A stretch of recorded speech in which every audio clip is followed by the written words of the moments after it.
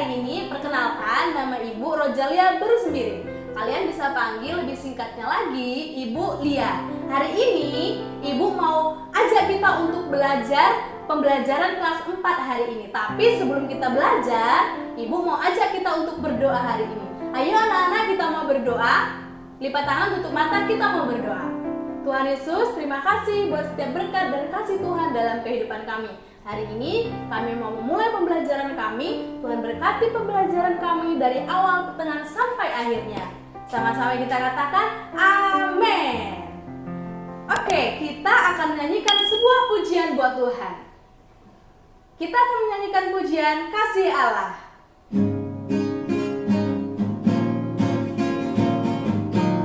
Anak-anak bisa bernyanyi di rumah bersama-sama ya.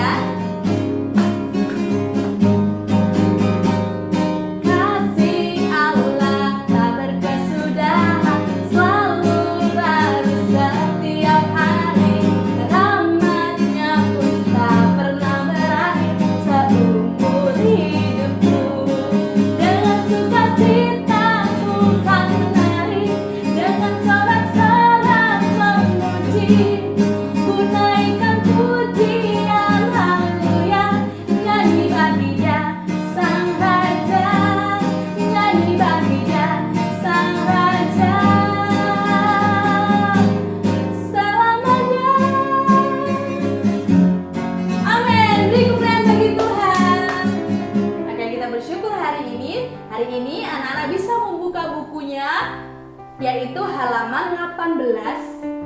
Anak-anak bisa buka bukunya halaman 18. Nah, pembelajaran kita hari ini pembelajaran 3 yang bertema Allah penolongku yang setia. Adapun tujuan pembelajaran kita hari ini yaitu pertama, menuliskan ciri-ciri orang yang berpenyakit kusta. Yang kedua, mengungkapkan perasaan apabila melihat atau mendengar tentang orang yang berpenyakit kusta. Yang ketiga, menceritakan pengalaman yang menunjukkan keterbatasan sebagai manusia. Oke, anak-anak bisa membuka Alkitab di dalam 2 Raja-Raja 5 ayat 1 sampai 14. Sudah buka semua? Oke, bagus. Hari ini Ibu akan membacakan buat kalian. 2 Raja-Raja 5 ayat 1 sampai 14. Naaman, panglima Raja Aram, adalah seorang terpandang di hadapan tuannya dan sangat disayangi. Sebab oleh dia, Tuhan telah memberikan kemenangan kepada orang Aram. Tetapi orang itu, seorang pahlawan tentara, sakit kusta. Orang Aram pernah keluar bergerombolan dan membawa tertawan seorang anak perempuan dari negeri Israel. Ia menjadi pelayan pada istri Naaman. Berkatalah gadis itu kepada nyonanya, sekiranya tuanku menghadap nabi yang di Samaria itu, maka tentulah nabi itu akan menyembuhkan dia dari penyakitnya. Lalu pergilah Naaman memberitahukan kepada tuannya, katanya, beginilah dikatakan oleh gadis yang dari negeri Israel itu. Maka jawab Raja Aram, baik, pergilah dan aku akan mengirim surat kepada Raja Israel. Lalu pergilah Naaman dan membawa sebagian persembahan persepuluhan talenta perak dan 6.000 shikal emas dan 10 potong pakaian. Ia menyampaikan surat itu kepada Raja Israel yang berbunyi, sesampainya surat itu kepadamu, maklumlah kiranya bahwa aku menyuruh kepadamu Naaman, pegawaiku, supaya engkau menyembuhkan dia dari penyakit kustanya. Sesudah Raja Israel membaca surat itu, dikoyakkannya lah pakaiannya serta berkata, Allahkah aku ini yang dapat mematikan dan menghidupkan? Sehingga orang ini mengirim pesan kepadaku, supaya kusembuhkan seorang dari penyakit kustanya. Tetapi sesungguhnya perhatian perhatikanlah dan lihatlah. Ia mencari gara-gara terhadap aku. Sesegera sesudah didengar Elisa, abdi Allah itu, bahwa Raja Israel mengoyakkan pakaiannya, dikirimnyalah pesan kepada raja, bunyinya, "Mengapa engkau mengoyakkan pakaianmu? Biarlah ia datang kepadaku, supaya ia tahu bahwa ada seorang nabi di Israel." Kemudian datanglah Naaman dengan kudanya dan keretanya, lalu berhenti di depan pintu rumah Elisa. Elisa menyuruh seseorang suruhannya kepadanya mengatakan, "Pergilah, mandi 7 kali dalam sungai Yordan, maka tubuhmu akan pulih kembali, sehingga engkau menjadi tahir." Tetapi pergilah Naaman dengan gusar sambil berkata, "Aku sangka bahwa setidak-tidaknya ia datang keluar dan berdiri memanggil nama Tuhan Allahnya, lalu menggerak-gerakkan tangannya di atas tempat penyakit itu, dan dengan demikian menyembuhkan penyakit kustaku. Bukankah Abana dan Parpar, sungai-sungai Damsyik, lebih baik dari segala sungai di Israel? Bukankah aku dapat mandi di sana dan menjadi tahir?" Kemudian berpalinglah ia dan pergi dengan panas hati. Tetapi pegawai-pegawainya datang mendekat serta berkata kepadanya, "Bapak, seandainya nabi itu menyuruh perkara yang sukar kepadamu, bukankah Bapak akan melakukannya? Apabila sekarang ia hanya menyuruh berkata kepadamu, 'Mandilah dan engkau akan menjadi tahir,' maka turunlah ia dan membenamkan dirinya 7 kali dalam sungai Yordan, sesuai dengan perkataan abdi Allah itu. Lalu pulihlah tubuhnya kembali seperti tubuh seorang anak, dan ia menjadi tahir." Oke, ini dia firman Tuhan hari ini yang bisa kita pelajari. Nah, hari ini anak-anak, pengantar pembelajaran kita hari ini, banyak orang takut tertular jika berada di samping orang yang berpenyakit kusta, apalagi bersalaman dengannya. Padahal tidak semua penyakit kusta itu menular, tergantung seberapa parah kondisi luka itu. Orang yang berpenyakit kusta pada saat ini berbeda dengan orang berpenyakit kusta pada zaman Alkitab. Dulu penderita kusta tidak boleh ada di tengah-tengah keluarga dan masyarakat. Mereka harus diasingkan dari keluarga dan masyarakat di sekitarnya. Di beberapa kota sekarang pun masih banyak orang kusta yang berkeliaran di jalan-jalan raya. Mereka mengharapkan belas kasihan orang, ada juga yang masih tinggal bersama keluarganya. Tidak sedikit juga yang sudah diterima bekerja di bidang pekerjaan tertentu jika mereka sudah dinyatakan sembuh. Pertanyaannya, bagaimana jika yang sakit kusta itu seorang panglima yang sangat berkuasa? Akankah pengikutnya tetap menerimanya atau justru meninggalkannya? Nah, diskusikanlah jawabanmu dengan teman sebangkumu. Anak-anak disuruh untuk mendiskusikannya. Di sini, ibu guru sudah menjawab, yaitu pertama, apabila yang sakit kusta adalah seorang panglima perang, maka ia akan malu dengan orang lain, ia akan segera mencari obat supaya segera sembuh. Tahu yang kedua, A, pengikutnya akan tetap menerimanya apabila mereka setia. B, pengikutnya akan meninggalkannya apabila mereka takut tertular dengan penyakit kusta. Anak-anak bisa menjawab dengan jawaban kamu sendiri. Nah, bagian B yaitu bercerita. Pernahkah kamu melihat atau mengunjungi seorang yang berpenyakit kusta? Ayo, pernah nggak? Jika belum pernah, bertanyalah kepada teman di sebelah kanan kirimu diskusikanlah bagaimana penderitaan mereka. Lalu, tuliskan ciri-ciri orang yang mengalami sakit kusta atau kata lain lepra di dalam kotak di bawah ini. Nah, Nana bisa isi di dalam kotak di bawah ini. Nah, di sini Ibu Guru sudah menjawab, yaitu pertama, contohnya seperti bentol-bentol dalam Imamat 13:6. Kedua, muncul daging liar, Imamat 13:6. Ketiga, kulit berubah menjadi putih.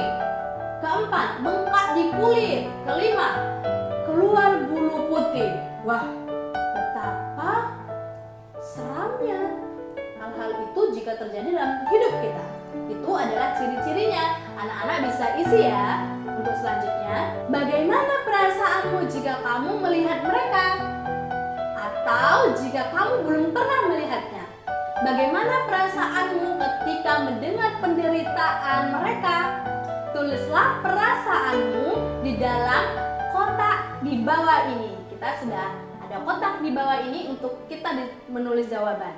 Nah, di situ Ibu Guru juga sudah menjawab. Misalnya pertama, merasa kasihan kah? Kedua, sedih karena kesakitan. Tiga, tergerak memberikan obat. Keempat, mendoakan supaya sembuh. Atau kelima, kalian bisa isi selanjutnya ya.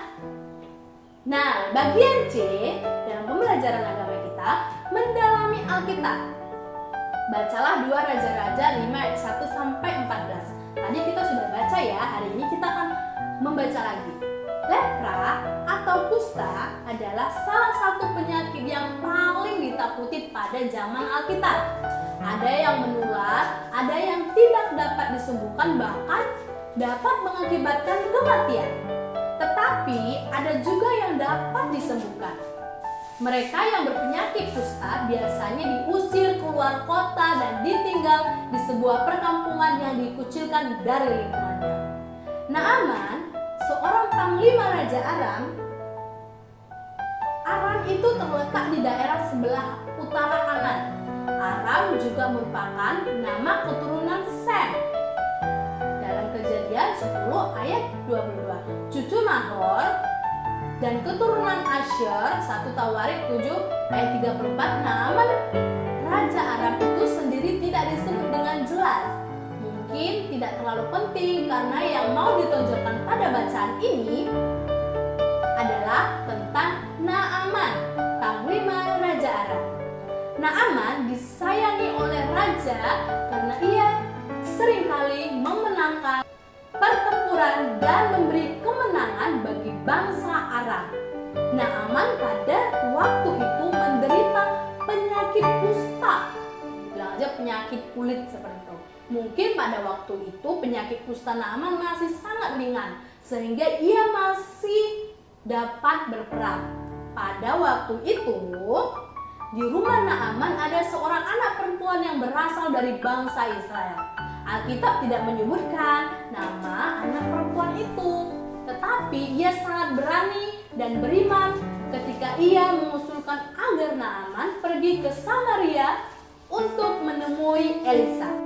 Allah telah menempatkan anak perempuan ini untuk sebuah maksud, yaitu memperkenalkan Naaman kepada Elisa dan Allah. Melalui kesembuhannya, Naaman mengakui bahwa Allah itu ada.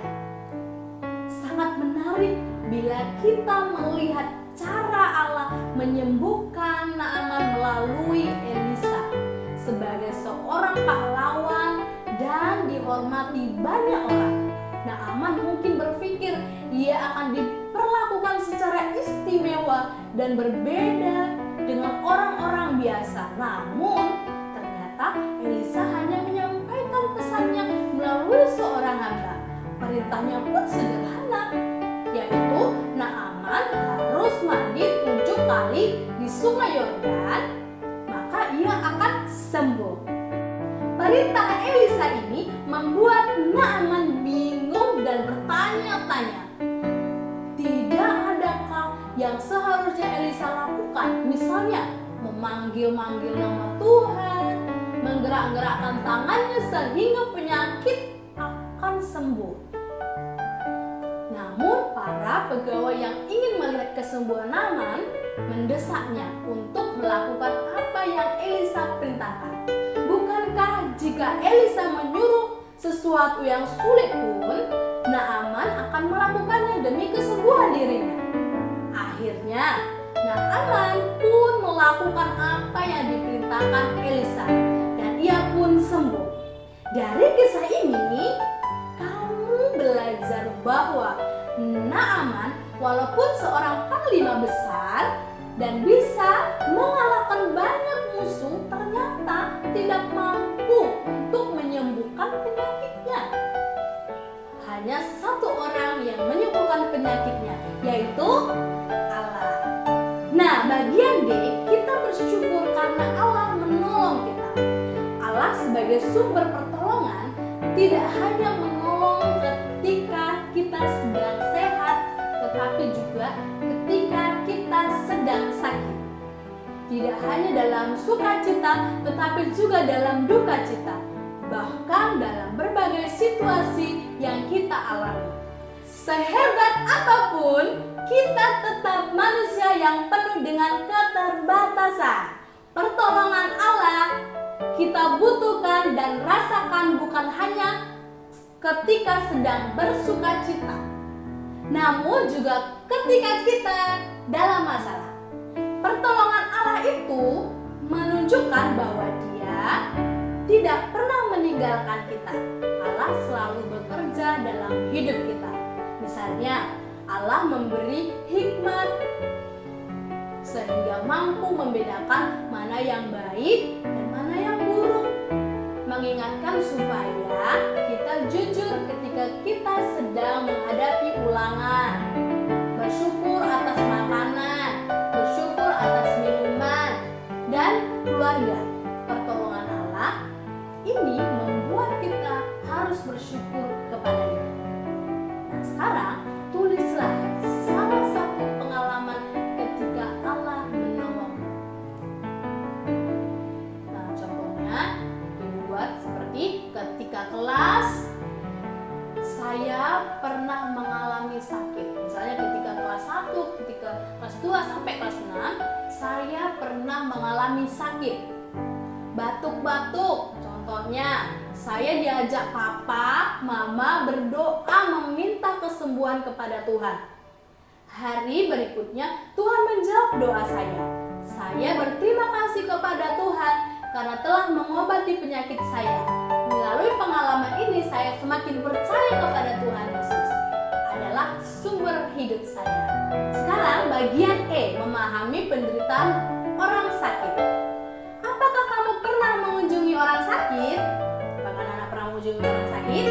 Menurut pengamatanmu, biasanya apa saja yang mereka ceritakan ketika sedang dalam keadaan sakit?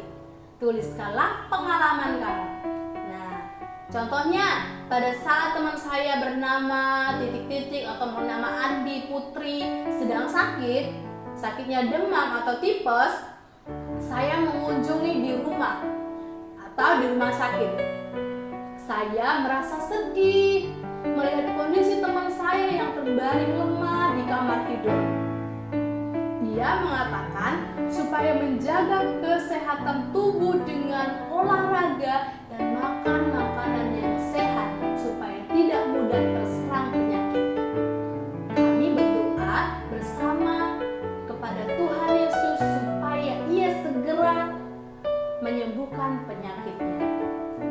Nah, sekarang bagian F, tugas pecahkan sandi rahasia berikut. Oke, di situ ada pecahan sandi rahasia yang disuruh untuk anak-anak mengerjakannya ya. Nah, di situ ada pecahan sandi rahasia yang harus anak-anak tulis. Misalnya A, simbolnya ya seperti itu.